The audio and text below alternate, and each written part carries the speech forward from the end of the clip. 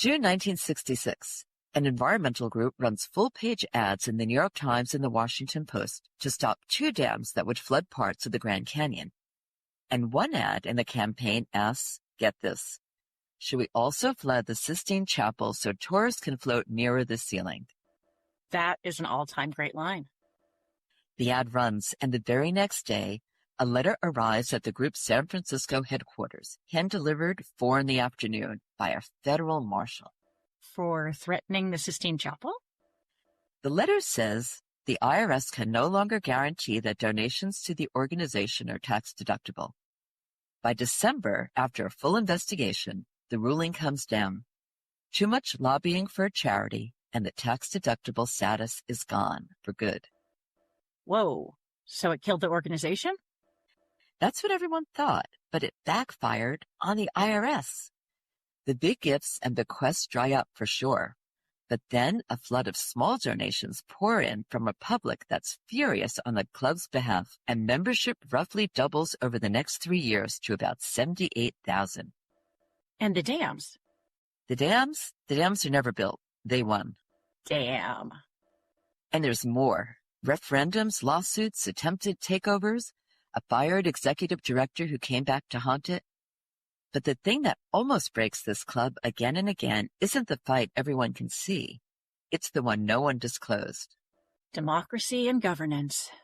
Right. The Sierra Club survives because its democracy is messy, but that same democracy makes disclosure, turnout, and governance discipline key factors that either threaten or sustain the organization.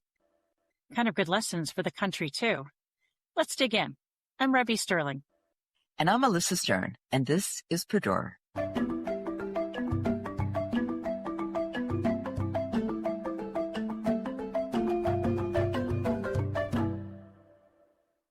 Quick disclaimer, Perdure is for information and entertainment only. Nothing here is financial, legal, or professional advice. The views are ours alone, not our employers, not our clients, and not anyone we've ever worked for. We fact-check against primary sources and correct mistakes. So if you catch something, tell us. We're not affiliated with, endorsed by, or sponsored by any organization we cover. For the origin story, being a Northern California gal, I went down the John Muir rabbit hole to find out how the Sierra Club actually started. I'm ready. Let's go back in time to May 28th, 1892 in San Francisco. We're in the law office of an attorney named Warren Olney. A group of professors, lawyers, and one extremely famous nature writer, John Muir, signed the papers, and Muir is elected the club's first president, a job he keeps until he dies. Muir's whole idea is preservation, land protected, untouched, valued for its own sake. His contemporary, Gifford Pinchot, the first chief of the U.S. Forest Service, and at one point Muir's friends, believes just the opposite. Conservation and land managed for sustainable human use. And those two men become the two poles of the American environmental movement, and Muir's club is built explicitly to be the pole that says no. And that gets stress-tested almost immediately in the fight that defines the rest of Muir's life. Hetch Hetchy. Hetch Hetchy? Is that in Yosemite? Yup. San Francisco wants to dam the Hetch Hetchy Valley inside Yosemite National Park for a city reservoir. Muir and the club fight it for years. Their argument is simple, and it's the whole brand. If you can dam a valley inside a national park, then nothing is ever protected. And they lose. Wilson signs the Raker Act of December 1913. Muir dies in December 1914, and his biographers have tied his final decline to the grief of that loss ever since. Okay, so most of our episodes start with the founder solving a problem. But it sounds like this one starts with the founder losing the exact fight the organization exists to win. But that loss dictates how they operate. Hetch Hetchy became a symbol of what should never have happened. At the same time, the club's broader agenda expanded to include air quality, climate, and energy, which meant that opposing the dam had to be weighed against other priorities and the practical importance of the reservoir to San Francisco. And John Muir? Of Muir Woods? Was that the same Muir? Same Muir, and it's almost the anti-Hetch Hetchy story happening around the same time.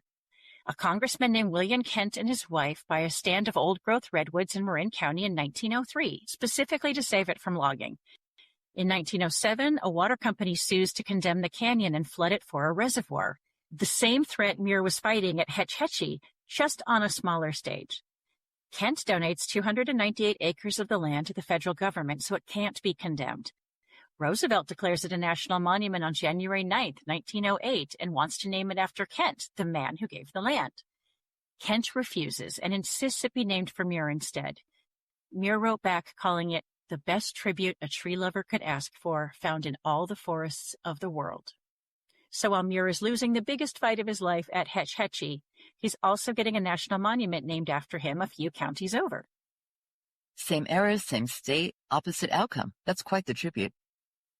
For Muir, but not for the Sierra Club. Hetch Hetchy stays underwater, and the lesson the club takes from that loss is never again, not if we can help it. Their whole identity becomes grassroots democracy for wild places. Members, chapters, volunteers, all having a say in what gets saved next. So Muir builds the moral case. Who builds the machine? That would be David Brower. He takes over as the club's first paid executive director in 1952, and it's Brower, not Muir, who turns this into the organization we'd actually recognize. Membership goes from about 2,000, mostly in California, to roughly 77,000 by the time he's done. And he's the one who invents the Sierra Club's whole playbook, the full-page newspaper ads, the coffee table photography books, the media campaigns. So the IRS letter, the Sistine Chapel ad, that's all happening on his watch. All of it. And here's the twist. In 1969, the same board that owes him basically all of that fires him. Some members pointed to an autocratic management style and financial mismanagement. Other accounts say part of it was board members with ties to utility interests he'd been fighting. Either way, the board used the power it had over its own executive on the person who built the place. So the board can turn on its own founder. Yes, and the same year, Brower goes on to found Friends of the Earth and the League of Conservation Voters. In 1982, he starts a third organization, Earth Island Institute. The man the club fired spends the rest of his career building competitors to it. Which brings us to now and raises the question, does democracy match the brand? Let's talk about mission and business model alignment. But before we discuss this, Revy, a pop quiz. Who picks the Sierra Club Board of Directors? Other board members. Nope. Since it started in 1892, the members have elected the directors themselves. Today, it's a large membership organization with chapters across the country and a board chosen by member ballot. And members can put binding ballot propositions to the entire membership by petition. So it's like a co-op, or like a union, or like California. So when you join the Sierra Club, you're not just funding programs, you're buying a vote. That's a loaded gun on the wall. Chekhov would be proud of you. Because think about what anyone can join and vote actually means. Anyone can join and vote. Let's come back to that because in 2004, some very organized people did that now. And the other number that matters here is turnout. In a normal year, only a small slice of members vote. Low turnout in a wide-open election is exactly the condition that makes capture by an organized minority possible. And that is democracy at work. The whole question of who gets captured and by whom shows up most clearly in one place, the money. Starting in the mid-2000s, the Sierra Club runs what becomes the most effective anti-fossil fuel campaign in American history, Beyond Coal, retiring the U.S. coal fleet plant by plant. We'll do the full results in the impact section, but here's what almost nobody knew while it was happening.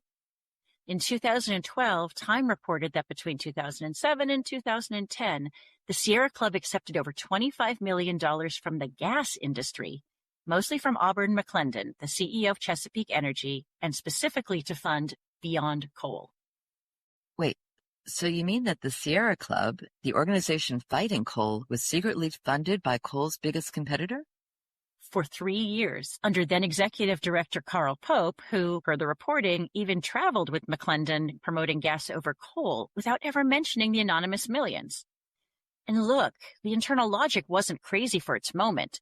This was peak bridge fuel era. Gas burns cleaner than coal, so gas money fighting coal felt, to that leadership, directionally green. Hmm. And And then Michael Brune takes over from Pope in 2010, says he learned a lot about the arrangement shortly after starting, and he kills it. The club walks away from roughly $30 million more that was sitting on the table. Okay, but the disclosure question? When did the members find out, and how? Well, Brune's public blog confessing everything went up the same day as the Times story after the story published. So, reactive transparency, not proactive. Let's give credit where due, though. The substance of Brune's response was real. The board cut off the money, rewrote the gift acceptance policy, and Brune wrote the line that should be laminated on every development director's desk. We cannot accept money from an industry we need to change. Which is a great line, even if it would have been better 3 years earlier. Correct. Interestingly, the leadership has always maintained the Chesapeake money came with no formal conditions attached. No one has shown Chesapeake dictated strategy or targets. The liability wasn't a proven quid pro quo. It was the anonymity that was the problem. Which is almost a more useful lesson than if there had been strings, because it means that danger doesn't require a villain. Correct. A large, quiet gift isn't inherently wrong, but choosing not to disclose the relationship doesn't make the influence question go away. It just kicks it down the road to whenever a reporter, a rival, or a chapter volunteer finds the paper trail first.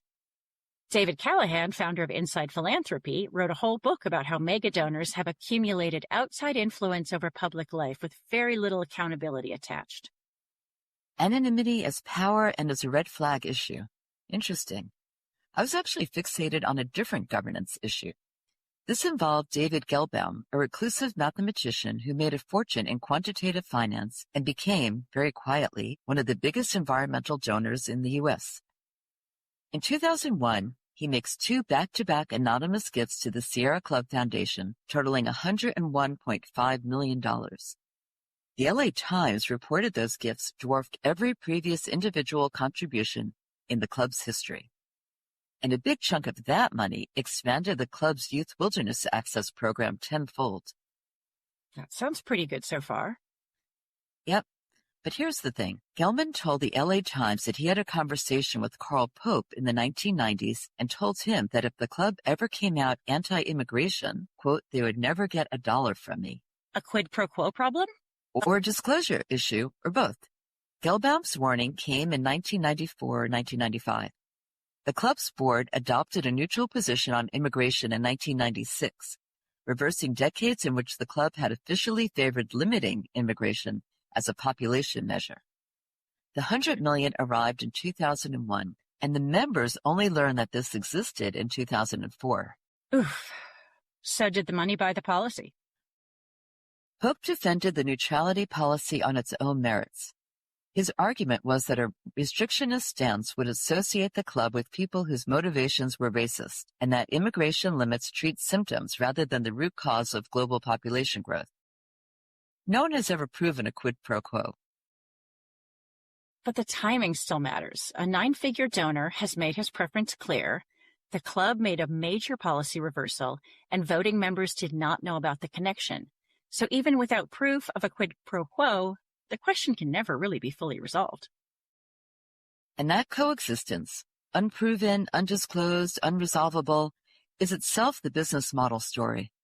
Because in a member-governed organization, an undisclosed donor condition and democratic legitimacy cannot fully live together. Even if a donor never lobbied a single member, even if he's completely sincere, the voters were deciding without knowing. I actually thought you were going to talk about the bleach issue. Mid-December 2007, the National Board approves a deal announced that January, giving Clorox Company the right to put the Sierra Club's name and logo on its Greenworks line of natural cleaning products in exchange for an undisclosed fee based partly on product sales. How did that go over? Members revolted. Michigan, New York, Florida, New Jersey, Tennessee. The executive committee of one Michigan group resigned en masse. A New York chapter resolution said flat out that endorsing a commercial product for payment severely diminished the club's credibility. And get this, the club's own corporate relations committee had reviewed the deal and rejected it. The National Board overrode its own committee. Yikes. And then, in March 2008, the National Board votes to remove the leaders of the Florida chapter, a chapter with 35,000 members that had been loudly critical of the deal, and suspends the entire chapter for 4 years. This grassroots democracy organization suspended 35,000 of its own members over dissent about a bleach deal. Looking at all of these, there's secret industry money from Chesapeake, brand licensing from Clorox, and conditional mega philanthropy from Gelbaum. The industry money becomes a national scandal. The licensing deal triggers chapter suspensions. The mega gift condition surfaces in the middle of a governance crisis. And meanwhile, the boring, slow, small dollar member dues, the 1892 model, keeps quietly chugging along. Before we get into that, this is a great time to tell our listeners about the DevX podcast network that we are really excited to be a part of. Here's DevX to describe it to you themselves, and you can subscribe via the link in the description. Want to stay up to date with the latest news in humanitarian crises, global health, food security, and philanthropy? Then dive into the week's most critical stories with DevX's This Week in Global Development podcast. DevX is the platform for insider journalism on global development. Each week we break down major headlines and invite members of our newsroom to share their expert analysis. Whether it's the rollout of next-generation malaria vaccines, a restructuring of the development finance architecture, or investments in climate-resilient agriculture, we ensure you have the insights you need to navigate the sector and stay informed on the latest trends and policy changes shaping global development. Subscribe to the podcast on your preferred platform via the link in the description.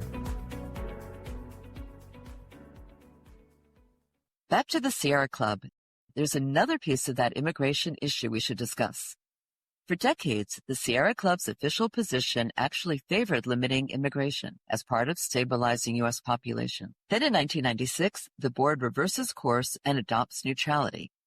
A faction of the members pushes back and forms SUSPS, the Sierrans for U.S. Population Stabilization, a pro-restriction faction inside the club, and uses the club's own petition process to force a referendum in 1998 to restore the old anti-immigration position. So all Sierra Club members got to decide on where they stood on immigration? They voted it down, 60 to 40%. Okay, so that should have settled it.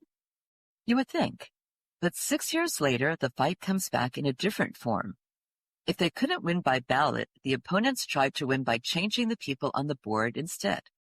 In 2003, SUPS backs a slate of candidates for the Sierra Club board. They're not fringe people, they're respected public figures, which is exactly what made the push so serious. I just want to make sure I'm following this. A conservative group within the Sierra Club and an environmental organization wants the Sierra Club to go back to the anti-immigration positions they used to have before the mid-90s. They first tried by referendum, which doesn't work, so they instead try by changing board composition? Yep. And what do you do if you need more votes? You figure out how to get more. In early 2000s, outside anti-immigration groups start urging their followers to become Sierra Club members just to vote in the election. The club's own democracy policies are being used as the battlefield. Brilliant. The anti-immigration candidates, who describe themselves as reform-oriented independents, sue the club, deny racist motives, and argue that they're being unfairly attacked. But by then, the membership wakes up. People who never voted before show up in huge numbers, and the anti-takeover candidates win decisively. So the open democracy was both the vulnerability and the fix. Right. The club didn't survive because it closed the door. It survived because members used their vote to take action. So we're seeing that whenever the organization faces a structural problem, it responds with a structural fix. That sounds either efficient, appropriate, or a governance nightmare. I think it's a bit of all of those. The Sierra Club Foundation was created in 1960 as a separate 501c3 public charity. Its own materials say that it's an independent board-governed foundation and that it serves as the fiscal sponsor of the Sierra Club's charitable programs while also making grants to the Sierra Club and other nonprofit organizations. The Sierra Club itself is a 501c4 social welfare organization, which means donations to it are not tax-deductible and they can engage in legislative lobbying and political advocacy more broadly than a charity can. That means the foundation was not created in reaction to the 1966 IRS letter, It came first, but the IRS fight made the separation much more important. After the Sierra Club ran ads opposing Grand Canyon Dam legislation, the IRS warned that the club's tax status was in jeopardy, and then revoked its ability to assure donors that contributions were tax deductible. In plain English, donors could no longer treat gifts to the Sierra Club itself as deductible charitable contributions. The foundation then became the vehicle for charitable fundraising and public education work that could still receive deductible gifts. So the story is not the foundation was invented because the IRS came after the club. The story is that the club had already created a separate charitable arm because it knew political activity could create tax problems, and then the 1966 IRS action showed why that separation mattered. And then the same institutional logic shows up again in a different form. In 1971, the Sierra Club Legal Defense Fund was created as a separate litigation arm. Earthjustice says it was founded by Phil Berry, Fred Fisher, and Don Harris, and was dedicated to fighting in court and in Washington on behalf of the environment. Earthjustice is now a separate 501c3 nonprofit public interest environmental law organization. So the club didn't just grow, it kept spinning off specialized organs. In recent years, the club has had to contend with internal strain and a difficult financial reset.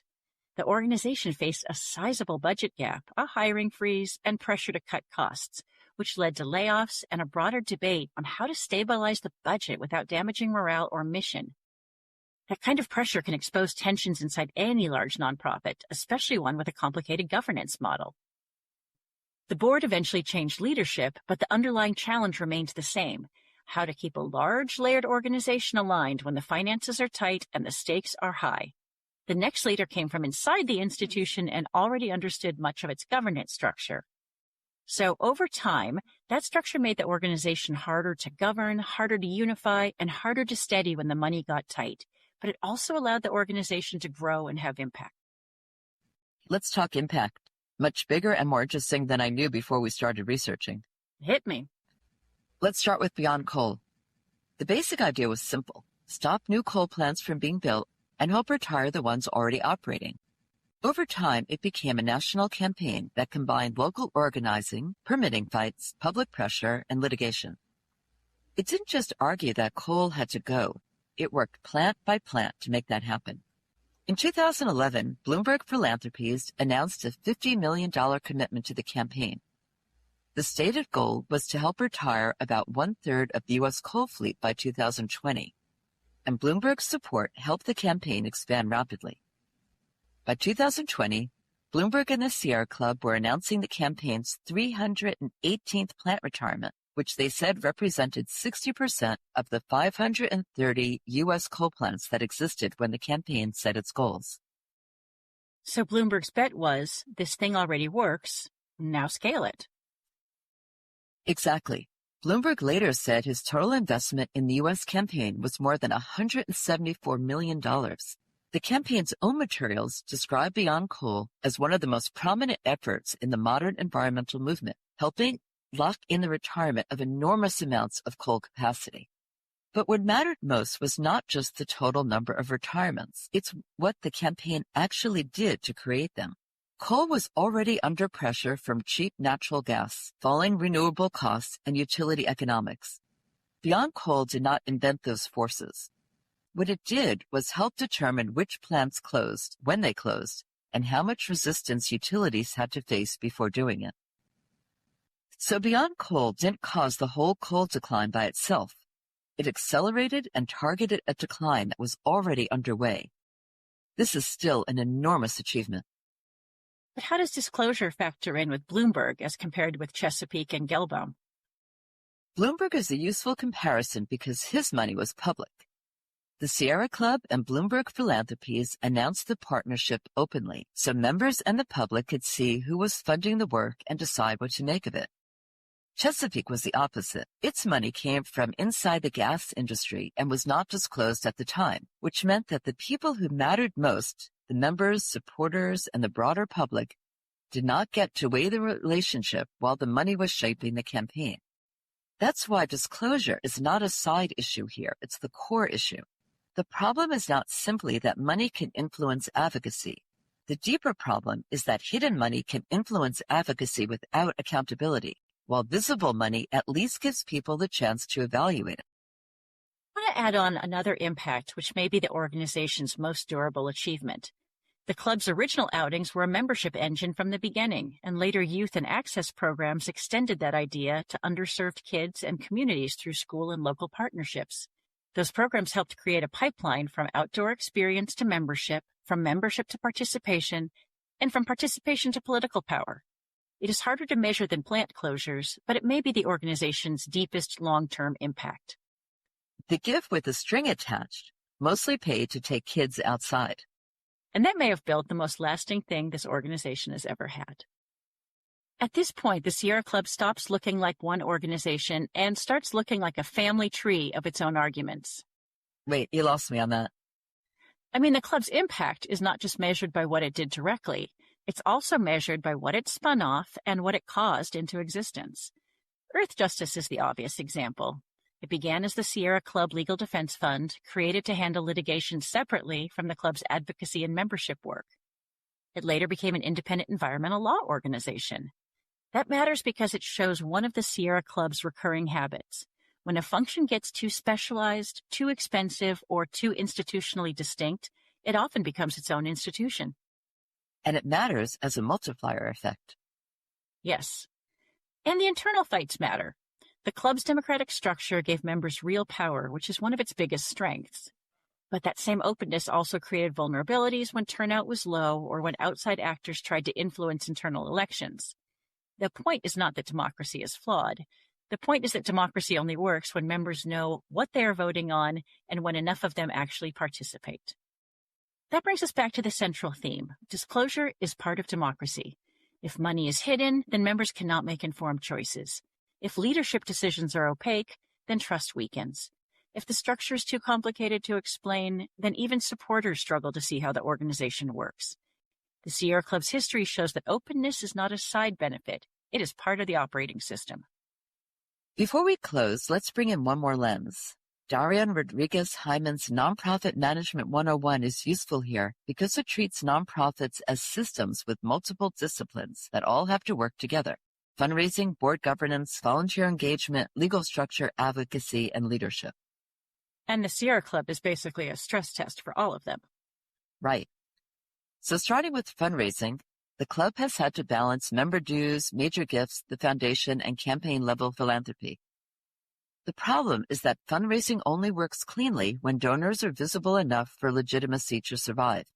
Chesapeake shows the danger of hidden funding. Bloomberg shows the opposite case, where the money was public, aligned with the campaign's stated purpose, and therefore easier for members and the public to evaluate. That comparison is central to the whole episode. It's not big money is always bad. It's that the same size of money can mean very different things depending on whether the organization discloses it honestly. That's a governance question, not just a fundraising question. And the foundation matters there too. Right. The foundation exists so the organization can keep a separate charitable channel for deductible gifts and public education work. That's a structural answer to a tax and disclosure problem. Keep the functions separate so each can be governed more clearly. The Legal Defense Fund followed the same logic on the litigation side. On board governance and volunteer engagement, the Sierra Club is unusual because it gives members real electoral power. That democratic design is part of the club's identity, but it also means that the organization depends on turnout, not just rules. The 2004 election fight showed both sides of that equation. Low participation made capture possible, and then mass participation stopped it. That has a direct connection to disclosure, too. A membership organization can only govern itself if members know what they are voting on. Hidden donor influence, unclear leadership decisions, or unexplained financial pressure all weaken that system. The Sierra Club story shows that transparency is not optional if the democratic model is supposed to function. So, strong on movement building, strong on member engagement, strong on litigation infrastructure. The club is very good at building power. Historically, it has been less consistent at explaining how that power is purchased, shared, and constrained. So what's the real lesson here? Many and nuanced. The open election system protected the club from capture, but only when enough members showed up. And the fundraising model allowed huge growth, but only when donors were visible enough for legitimacy to hold. And the organization's biggest victories came from the same thing that almost broke it: a willingness to build new structures when the old ones stopped working. Which is why this organization keeps producing exactly the kind of drama nonprofits are usually afraid of, and why the organization is still impactful. It shows the cost of openness, the cost of scale, and the cost of letting money and mission drift out of alignment. Because democracy in a nonprofit is not just a value, it's an operating system. And operating systems need maintenance, even when impactful. That's Purdue. I'm Ravi Sterling. And I'm Melissa Stern. Thanks for listening.